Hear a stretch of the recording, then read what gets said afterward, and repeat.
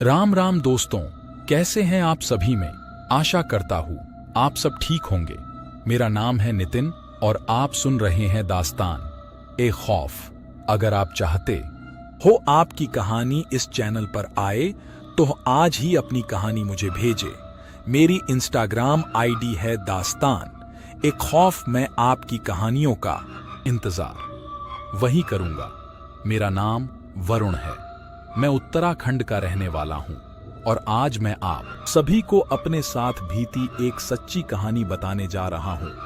बात गर्मियों के दिनों की है। मैं और मेरा भाई अपने नाना जी के यहाँ जा रहे थे। हम दोनों बाइक पर थे। हम ठीक शाम के 6:30 बजे तक वहाँ पर पहुँच गए और मैंने अपने आने की खबर पहले ही दे चुका था।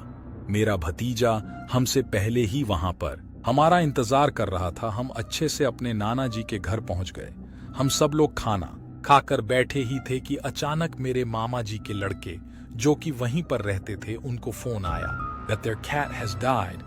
At that time they left without saying anything.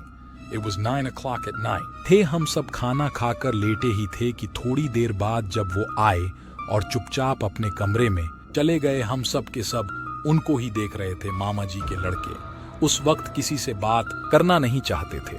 सबका मूड खराब हो चुका था। रात वैसे ही थी और गर्मी अलग से लग रही थी। हम सब बाहर सो रहे थे। मैं ठीक सबसे कोने में सो रहा था। मेरा मुंह कमरे की ओर था। यही कोई 12 बज रहे होंगे। मैंने देखा कि कमरे के अंदर एक औरत रो रही है। ना जाने यूं पर मैं उस औरत को देखते ही चला गया। थोड़ी ही टाइम में उस औरत ने मेरी तरफ देखा। यकीन मानिए मैं कुछ कर ही नहीं पाया। मैं हिलने की कोशिश कर रहा था लेकिन मैं कुछ नहीं कर सका। मैं अपने भतीजे को उठाने की कोशिश कर रहा था पर मैं एकदम सुन्न हो गया। जैसे तैसे मैंने वह रात काटी। अगले दिन होते ही यह बात मैंने सबको बताई। सबने मेरी बात का विश्वास नहीं किया, उल्टा मेरा मजाक बना दिया। आपको सच बताता हूँ, ऐसा मेरे साथ दूसरे दिन भी हुआ। मैंने देखा कि इस बार वह दरवाजे के सामने बैठी थी। मैंने जैसे तैसे उसे नजरअंदाज करने की कोशिश की लेकिन उसने मुझसे कहा कि कब तक बचोगे। सच कहता हूँ मेरे अलावा किसी को भी उसकी आवाज सुनाई नहीं दे रही थी। मैं मन ही मन हनुमान चालीसा पढ़ने लगा।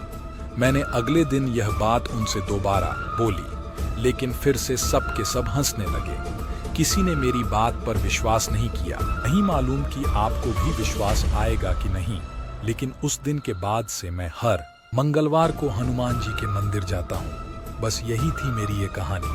तो ये थी वरुण की कहानी। आपको इनकी कहानी कैसे लगी कमेंट्स में जरूर बताना। मिलते हैं एक और नई कहानी के साथ। तब तक अपना और अपनों का ध्यान रखें। धन्यवाद।